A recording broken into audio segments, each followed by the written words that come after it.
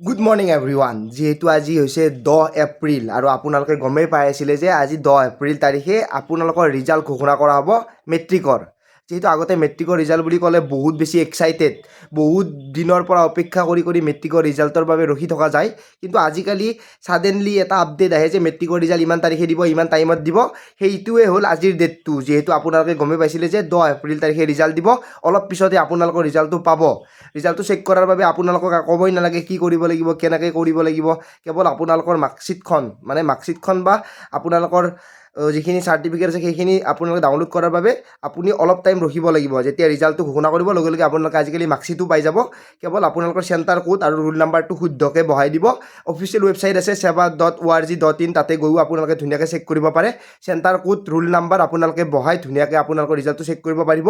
আপুনি আপোনাৰ ৰিজাল্ট কেনেকুৱা হয় কমেণ্টত জনাব আৰু মোৰ ফালৰ পৰা বেষ্ট অফ লাক থাকিল।